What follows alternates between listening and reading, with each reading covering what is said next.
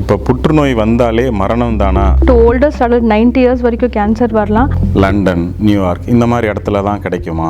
இந்த மாதிரி இடத்துல தான் போய் பண்ண முடியுமா? There are a number of different things which cause cancer. அதில் ஒரு காசேட்டிவ் ஏஜென்ட் வந்து வைரஸ். இந்த மாதிரி பிரபலங்களுக்கு மட்டும்தான் செலவு பண்ண முடியுமா? சாதாரண எளிய மக்களுக்கு செலவு பண்ண முடியுமா, முடியாதா? ஒரு 3 வாரத்துக்கு மேலே ஏதாவது ஒரு தொந்தரவு நம்மளை பாதர் பண்ணிகிட்டே இருக்குன்னா definitely we should seek a medical attention. அனைத்து வகையான உயர்தர சிகிச்சைகள் இங்கே எளிமையாக பிஎஸ்ஜி மருத்துவமனையிலேயே கிடைக்கிறது. நம்ம எதுவுமே பண்ணாமல் நம்ம நார்மலாக சாப்பிட்றோம், நார்மல் ஆக்டிவிட்டீஸ்லாம் இருக்குது, பட் ஆனால் நம்ம உடம்பு இழைச்சிட்டே வருதுன்னா that is one valid point which needs to be checked.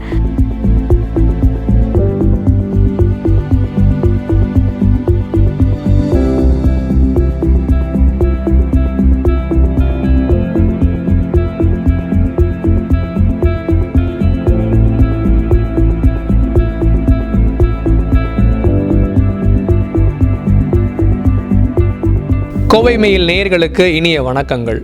மக்கள் அஞ்சும் நோய்களில் மிக முக்கியமாக கவனிக்கப்பட வேண்டிய ஒன்று புற்றுநோய், கேன்சர். பல லட்சக்கணக்கான மக்கள் உலகமெங்கும் ஒவ்வொரு ஆண்டும் புற்றுநோயால் பாதிப்படைந்து வருகிறார்கள். மக்களிடையே இந்நோய் குறித்து பெரிய விழிப்புணர்வை ஏற்படுத்த வேண்டும் என்பதற்காக ஒவ்வொரு ஆண்டும் February 4 உலக புற்றுநோய் தினமாக அனுசரிக்கப்படுகிறது. கோவை பிஎஸ்ஜி மருத்துவமனையை சார்ந்த புற்றுநோய் நிபுணர்கள் டாக்டர் மதுலிகா விஜயகுமாரிடமும் டாக்டர் பாண்டியன் பாஸ்கர் ராவிடமும் புற்றுநோயை பற்றிய பல கேள்விகளை முன்வைக்க இருக்கிறோம். அவர்கள் கூறும் பதிலை இந்த வீடியோவில் பார்க்கலாம்.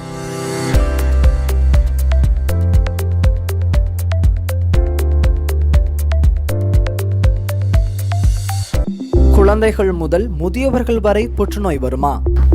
அப்படி கேட்டிங்கன்னா cancers can come at any age. Even the youngest child, say 3 months to 6 months to oldest adult 90 years வரைக்கும் கேன்சர் வரலாம். பட் நீங்கள் age group 40 சொன்னதால cancers are more common after particular age. Say 40-50க்கு மேலே it is more common, but anybody can get cancer. புற்றுநோய் வைரஸால் வருமா? There are a number of different things which cause cancer. அதில் ஒரு causative agent வந்து virus. So there are mainly 2 cancers which are caused by virus. That is liver cancer which is caused by hepatitis B virus and cervical cancer which is caused by human papilloma virus. But to tackle this, of late we have vaccines. So vaccines are effectively developed to prevent cancer. So hepatitis B virus vaccine and cervical cancer human papilloma virus vaccine is available to protect against these cancers. புற்றுநோய்க்கான காரணங்கள் யாவை? So saying about the causes, there are a number of different things which cause cancer. So usually அதில் வந்து நம்ம ரெண்டாக group பண்ணுவாங்க, modifiable and non-modifiable factors. As the name says, non-modifiable, நம்ம அதில் மாற்றவே முடியாது. Our age group, as I already said, as the age increases, our cancer risk also increases. Next thing is our gender. So இப்போ என்னை கேட்டிங்கன்னா being a female, that is the first risk factor for developing a breast cancer. So நம்ம gender நம்மளால் மாற்ற முடியாது. Next thing is our hereditary factors. We not only hire our properties from our families but also these hereditary genes which can cause cancer. So idu moonu da usually we say these are non modifiable, but there are other modifiable factors which is up to us. We can change our lifestyle habits, our behavioral factors, our nutrition, healthy diet, all these can be modified so that we can prevent cancer. So naanga enna advocate பண்ணுவோம்னா say no to alcohol, say no to tobacco. Next thing is prevention of obesity. Obesity is the root cause for many of the diseases, not only cancer but many non-communicable diseases like diabetes, hypertension. All these are the leading causes because of obesity. Next thing is a healthy nutritious diet, not very many of us follow, and decreasing our exposure to environmental pollution, occupational carcinogens, radiation, and last but not the least the 2 viruses which I have already mentioned, and exposing our risk of infection also decreases the causes of cancer. புற்றுநோயின் அறிகுறிகள் என்ன? So warning signs of cancer அப்படின்னு பார்த்தோம்னா நிறைய science இருக்குங்க, but முக்கியமாக ஒரு 7 sign இருக்குது which we should seek a medical attention. இப்போ இந்த மாதிரி சைன்ஸ் எல்லாம் இருந்துச்சுன்னா, அதுவும் 20 நாளைக்கு மேலே, அதாவது ஒரு 3 வாரத்துக்கு மேலே ஏதாவது ஒரு தொந்தரவு நம்மளை பாதர் பண்ணிகிட்டே இருக்குன்னா definitely we should seek a medical attention. So first of it is change in bladder and bowel habits. அதாவது நம்மளுக்கு வாந்தியோ டயரியாவோ கான்ஸ்டிபேஷனோ கண்டினியூஸாக இருந்துட்டு இருந்தால், இன்ஸ்பைட் ஆஃப் டேக்கிங் மெடிகேஷன்ஸ் இந்த சிம்டம்ஸ் எல்லாம் இருக்குன்னா நம்ம உடனே டாக்டரை பார்க்கணும். அடுத்தது cough with expectation or change in voice. நம்மளுக்கு இருமல் சளி தொடர்ந்து இருந்தாலும் நம்ம வாய்ஸ் மாறி இருந்தாலும் நம்ம உடனே டாக்டர் கிட்ட போகணும். நம்மளுக்கு நிறைய மோல் ஆர் வாட், அதாவது நம்மளுக்கு மச்சம் உடம்புல நிறையாவே இருக்கலாம். பட் அந்த மாதிரி மச்சங்கள் ஏதாவது திடீர்னு சைஸ் இன்க்ரீஸ் ஆகுது, சேஞ்ச் இன் கலர் ஆகுது, ஆர் ஆறாத புண். நிறைய பேர் சுகருக்கு ரிலேட் பண்ணுவோம், பட் சுகர் இருந்தாலுமே ஒரு புண் உடம்புல ஆறாமல் இருந்துகிட்டே இருக்குது. ஏதாவது ஒரு ஸ்வெல்லிங், அதாவது ஒரு கட்டி மாதிரி உடம்புல திடீர்னு ஒரு இடத்துல வருதுன்னா நம்ம அதை பற்றி கண்டிப்பாக டாக்டர் கிட்ட போய் செக் பண்ணிக்கணும். அதே மாதிரி விமன், அதாவது லேடிஸ் 40 இயர்ஸ்க்கு மேலே இருக்கிறவங்க கண்டிப்பாக செல்ஃப் பிரெஸ்ட் எக்ஸாமினேஷன், அதாவது கிளினிக்கல் பிரெஸ்ட் எக்ஸாமினேஷன், இது ரெண்டையும் பற்றி நம்ம தெரிஞ்சுக்கணும். What is normal to us, அதாவது நம்ம பாடிக்கு எது நார்மல், அப்நார்மலாக இருக்கா, அது மெடிக்கல் அட்டென்ஷன் ரிக்வயர் பண்ணதாங்கிறது நீங்கள் தான் ஜட்ஜ் பண்ணணும். ஸோ இந்த மாதிரி சிம்டம்ஸ் ஏதாவது இருந்தால் நீங்கள் கண்டிப்பாக டாக்டரை பார்க்கணும். அடுத்தது ப்ளீடிங், எனி அப்நார்மல் ப்ளீடிங், அதாவது நம்மளுக்கு நார்மல் மந்த்லி மென்ஸ்ட்ரல் சைக்கிள்ஸ் இருக்கும், பட் அது இல்லாமல் அப்நார்மலாக ப்ளீட் ஆகுது, இல்லைனா இன்பிட்வீன் மந்த் ப்ளீட் ஆகுதுன்னா உடனே நம்ம அது செக்அப் பண்ணிக்கணும். அடுத்தது அன்எக்ஸ்பிளைன் வெயிட் லாஸ். இப்போ எஸ்பெஷலி லேடிஸ் பார்த்தீங்கன்னா, if you're losing weight we are all happy that எதுவுமே பண்ணாமல் வெயிட் லாஸ் பண்ணணும், but that is not true. Unexplain weight லாஸ்னால் நம்ம எதுவுமே பண்ணாமல் நம்ம நார்மலாக சாப்பிட்றோம், நார்மல் ஆக்டிவிட்டீஸ்லாம் இருக்குது, பட் ஆனால் நம்ம உடம்பு இழைச்சிட்டே வருதுன்னா that is one valid point which needs to be checked. Next thing is any change in mole of water, இது அல்சர் ஆல்ரெடி நான் சொல்லிட்டேன். அப்புறம் பிரெஸ்ட்டில் ஏதாவது சேஞ்சஸ் இருந்துச்சுன்னா, ஒரு லம்ப் மாதிரியோ ஒரு திக்கனிங் மாதிரியோ, அதாவது காம்புலேருந்து ஏதாவது பிளட் டிஸ்சார்ஜ் அந்த மாதிரி இருந்துச்சுன்னா, ஃபீவர் தொடர்ந்து வருது, அதாவது 2 வாரத்துக்கு ஒருக்கா ஃபீவர் வந்துட்டே இருக்குது, மாத்திரை எடுத்தால் செட்டில் ஆகுது, பட் திருப்பி ஃபீவர் வருதுன்னா அப்நார்மலாக ஏதாவது பிளட்டில் ஏதாவது இருக்கலாம். ஸோ நம்ம அதை செக் பண்ணிக்கணும். ஸோ இந்த 7 சைன்ஸ் நம்ம செக் பண்ணிக்கிட்டோம்னா, ஒரு மெடிகேஷன்ஸ் எடுத்து நின்றுடுச்சுன்னா okay, but it is persistent, அதாவது 3 வாரத்துக்கு மேலே இருந்துச்சுன்னா நம்ம கண்டிப்பாக ஒரு மெடிக்கல் டாக்டரை போய் பார்க்குறது அவசியம். ஆண்களை விட பெண்களுக்கு அதிக புற்றுநோய் வருமா? So women are different from மென்னுங்க. ஸோ 2 பேருக்கும் வேறு வேறு வகையான கேன்சர்ஸ் ஆர் மோர் காமன். நம்மளுக்கு பாப்புலேஷன் பார்த்திங்கன்னா men population are more, that is why we say cancers are more common in men. So men பொறுத்தளவுக்கு அவங்க டொபாக்கோ ரிலேட்டட் ஹேபிட்ஸ் அதிகமாக இருக்கிறனால oral cavity cancers, oesophageal cancers, lung cancers இதெல்லாம் மென்னில் ரொம்ப அதிகமாக இருக்கும். விமனில் பார்த்தீங்கன்னா breast cancer is the top most, especially among urban women. அடுத்தது cervical cancer which is more common among rural women. So இது 2 டிஃப்ரெண்ட் கேன்சர்ஸ் மென்னில் விமனில் வரலாங்க. ஸோ கேன்சர்ஸ் பற்றி பேசினதுக்கப்புறம் main keyword to success is prevention and next is early detection. So ப்ரிவென்ஷனுக்கு நம்ம சொன்ன modifiable risk ஃபேக்டர்ஸ்லாம் நம்ம மாற்றிக்கணும். அண்ட் ஏர்லி டிடெக்ஷனுக்கு you should come forward for screening. So ஸ்க்ரீனிங்னா என்னென்னா, உடனே எல்லோரும் கேட்பாங்க, எனக்கு தான் ஒரு தொந்தரவுமே இல்லையே, why should I get screening. So ஸ்க்ரீனிங்கில் வேர்டே எதுக்குன்னா நார்மல் பாப்புலேஷன் தாங்க. உங்களுக்கு ஒரு சிம்டம்ஸ் வந்துச்சுன்னா it is not call screening, it is diagnosis. So உங்களுக்கு சிம்டம்ஸ் இல்லாமல் வந்து செக் பண்ணிக்கிறது தான் it is call screening. So screening is for normal healthy people. So யார் ஸ்க்ரீன் பண்ணிக்கணும்னா, I would advocate especially for women, any married woman can get a pap smear done. It is just an OP procedure. You can just come and have your pap smear done. The reports will be ready within 4 hours. This is for cervical cancer screening. Next thing is your mammogram. Any women more than 40, especially elderly women, கண்டிப்பாக வந்து உங்கள் breast mammogram check பண்ணிக்கணும். Yearly once clinical breast examination and also self breast examination, அதாவது நீங்களே மார்பக சுய பரிசோதனை எப்படி செஞ்சுக்கலாங்கிறத தெரிஞ்சுக்கலாம். இங்கே PSG ஹாஸ்பிட்டலில் எவ்ரி Thursday நாங்கள் ஃப்ரீ ஸ்க்ரீனிங் உமனுக்கு கண்டக்ட் பண்ணுறோம். இங்கே வந்தீங்கன்னா பேப்ஸ்மியரும் பிரெஸ்ட் எக்ஸாமினேஷனும் மேமோகிராமும் பண்ணிட்டு போகலாம். So keyword to success is prevention. Next thing is early detection. இப்போ நோயோட அறிகுறி பற்றியும் அந்த நோய் வருவதற்கு எப்படி கண்டுபிடிப்பது பற்றியும் டாக்டர் மதுலிகா விஜயகுமார் அவர்கள் உங்களுக்கு ஒரு முன்னுரை எடுத்திருக்கிறாங்க. இப்போ நம்ம பேச போகிறது எப்படின்னா, நோய் வந்தாலோ நோய் கண்டுபிடிக்கப்பட்டாலோ எந்த மாதிரியான ட்ரீட்மெண்ட், எங்கு செல்லலாம், எவ்வளவு செலவாகும் அப்படிங்கிறத பற்றி விரிவாக பேச போகிறோம். புற்றுநோய் என்றாலே மரணமா? இப்போ புற்றுநோய் வந்தாலே மரணம் தானா அப்படிங்கிறது பார்த்திங்கன்னா ஒரு மூடநம்பிக்கையான ஒரு சிந்தனை.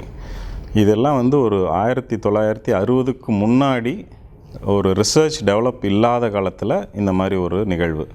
பட் இப்போ நடக்கக்கூடிய காலகட்டத்தில் எல்லாமே ஆர்டிஃபிஷியல் இன்டெலிஜென்ஸ் பேஸ்ட் ட்ரீட்மெண்ட் லெவலுக்கு போகும் பொழுது இப்போ புற்றுநோய் வந்து முற்றிலும் குணப்படுத்தக்கூடியது. Conditions apply. என்ன அப்படின்னா, உங்களுக்கு வரக்கூடிய தொந்தரவுகளை நீங்கள் வெகு விரைவிலேயே சென்று பார்த்துட்டீங்க அப்படின்னா, ஒரு டாக்டரை மருத்துவரை அணுகுனீங்கன்னா அதை முழுமையாக குணப்படுத்த முடியும். உங்களுக்கு எளிய வகையில் புரியணும்னு சொன்னோம்னா, கேன்சரோட முதல் ஸ்டேஜ்லேயும் 2வது ஸ்டேஜ்லேயும் இருந்தால் 90% 100% கட்டாயமாக முழுவதுமாக குணப்படுத்த முடியும். 3rd ஸ்டேஜ் 4th ஸ்டேஜ் போகும் பொழுது குணப்படுத்த முடியவில்லைன்னாலும் உங்களுடைய வாழ்நாளை அதிகரிக்கவும் முடியும், உங்களுடைய குவாலிட்டி ஆஃப் லைஃப்பை இம்ப்ரூவ் பண்ணவும் முடியும். புற்றுநோய்க்கான சிகிச்சை முறைகள் என்ன? இப்போ புற்றுநோயோட ட்ரீட்மெண்ட் வளர்ச்சின்னு பார்த்திங்கன்னா ரேடியோ தெரப்பிலையும் புற்றுநோய் மருந்தியல் துறையிலையும் ஒரு பிரம்மாண்டமான வளர்ச்சி. ஒரு எடுத்துக்காட்டாக சொன்னோம்னா பழைய டெலிஃபோன் லேண்ட்லைன் எப்படி இருந்துச்சு, இப்போ கையில் இருக்கக்கூடிய மொபைல் ஃபோன் எந்த அளவுக்கு வளர்ச்சி, இந்த ரெண்டுக்குமான வித்தியாசங்களே இதுக்கு வந்து நம்ம ஒப்பீடாக எடுத்துக்கலாம். முதல்ல ரேடியோ தெரப்பிங்கன்னா ஒரு இடத்துல உடம்பு முழுவதுமாக ஒரு உடம்பின் ஒரு பாகத்தை எடுத்திங்கன்னா அந்த இடத்துக்கு ஃபுல்லாகவே ரேடியேஷன் போகும். இப்போ அப்படி கிடையாது. எந்த விதமான சைஸில் இருந்தாலும் எவ்வளவு டீப்பாக இருந்தாலும் அந்த இடத்தில் உள்ள கேன்சர் செல்களை அதனுடைய அளவில் அதனுடைய டைமென்ஷனில் ட்ரீட் பண்ணக்கூடிய அளவுக்கு வந்துருச்சு. அதனால் என்ன பயன் அப்படின்னு பார்த்திங்கன்னா, ரேடியோ தெரப்பி அந்த மாதிரி ஸ்பெசிஃபிக் டார்கெட்டடாக கொடுக்கும் பொழுது பக்கத்தில் உள்ள நார்மலான சதைகளும் செல்களும் பாதிக்கப்படுவது தவிர்க்கப்படுகிறது. இது வந்து சைடு எஃபெக்டை மினிமைஸ் பண்ணுது.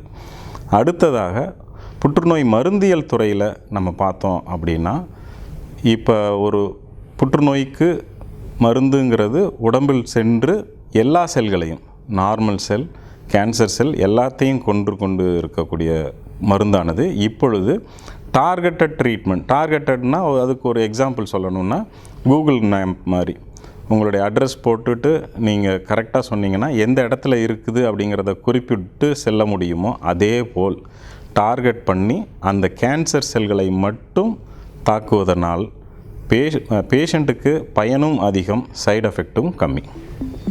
புற்றுநோய்க்கான தரமான சிகிச்சைகளுக்காக நாம் வெளி ஊர்களுக்கு செல்ல வேண்டுமா? இப்போ நம்ம வந்து இந்த மருத்துவ சிகிச்சைக்காக கோவை இல்லாமல் சென்னை, டெல்லி, பாம்பே, லண்டன், நியூயார்க் இந்த மாதிரி இடத்துல தான் கிடைக்குமா, இந்த மாதிரி இடத்துல தான் போய் பண்ணணுமா அப்படின்னு ஒரு கேள்வி இருக்குது. இதெல்லாம் வந்து உலகம் வந்து நம்ம கைக்கும் நம்ம கண்ணுக்கும் தெரியாத காலகட்டத்தில் சொல்லப்பட்ட ஒரு மூட நம்பிக்கை. இப்போ பார்த்திங்கன்னா நம்ம கண்ணுக்கு முன்னாடியே எல்லா வகையான வசதிகளும் வாய்ப்புகளும் கிடைக்குது. அதை நம்ம தேடி கண்டுபிடிக்க வேண்டியது ரொம்ப இம்பார்ட்டண்ட்டு. அதனால் இங்கே கோவை மாநகரத்தில் பிஎஸ்ஜி மருத்துவமனையிலேயே எல்லா விதமான தரமான உயர்தர சிகிச்சைகள் எல்லாமே கிடைக்குது. அதை எல்லா ஏழை எளிய மக்களும் வந்து பயன்பெறுமாறு கேட்டுக்கொள்கிறோம். தரமான வாழ்க்கையை சிகிச்சைக்கு பின் வாழ முடியுமா? இப்போ பார்த்திங்கன்னா பிரபல நடிகைகள், நடிகர்கள் அவங்களுக்கெல்லாம் வந்து கேன்சர் வந்திருக்கு. அவங்கெல்லாம் ட்ரீட்மெண்ட்டுக்கு போயிட்டு இப்போ பார்த்திங்கன்னா நல்ல தரமான வாழ்க்கை வாழ்கிறாங்க அப்படிங்கிறது இருக்குது. அப்போ அடுத்த கேள்வி என்ன அப்படின்னா, பிரபலமானவர்களும் பணம் படைத்தவர்களுக்கு மட்டுமே இந்த தரமான வாழ்க்கையும் ட்ரீட்மெண்ட்டும் இருக்கா அப்படின்னா அதுலேயும் ஒரு மூட நம்பிக்கை இருக்குது. என்ன அப்படின்னா, அவர்கள் எல்லாமே அவங்களுடைய உடல் நலத்தில் அதிக அக்கறை கொண்டவர்களாகவும் தனக்கு வரக்கூடிய தொந்தரவை இமீடியட்டாக போய் அதற்குண்டான ஸ்பெஷலிஸ்ட்டை பார்க்குறதுனால மட்டுமே அவங்கள வந்து ஈஸியாகவும் ஏர்லி ஸ்டேஜ்லேயும் டிடெக்ட் பண்ணி க்யூர் பண்ணிடுறாங்க.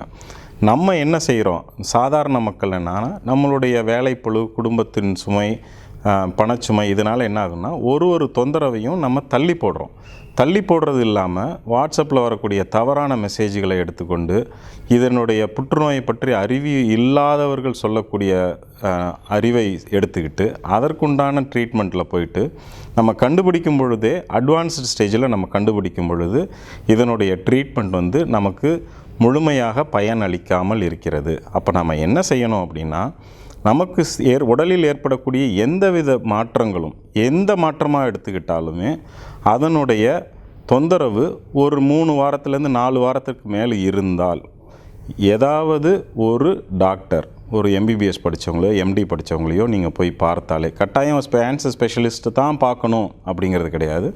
ஒரு நல்ல மருத்துவரை அணுகினாலே அவரே உங்களுக்கு வந்து யாரை சென்று பார்க்க வேண்டும், என்ன டெஸ்ட் பண்ண வேண்டுங்கிறத பேசிக்காக சொல்லி கொடுத்துருவாங்க. அதை நீங்கள் செய்தாலே கேன்சரை ரொம்ப வெகு விரைவில் நீங்கள் கண்டுபிடிச்சிக்க முடியும். உலக புற்றுநோய் தினத்திற்கான உங்கள் செய்தி. இப்போ நாங்கள் இருக்கக்கூடிய பிஎஸ்ஜி மருத்துவமனை கல்லூரியில் எல்லா மக்களுக்கும் எளிய வகையில் கிடைக்கக்கூடிய வகையில் சீஃப் மினிஸ்டரோட ஹெல்த் இன்சூரன்ஸ் ஸ்கீம் இங்கே அவைலபிளாக இருக்குது.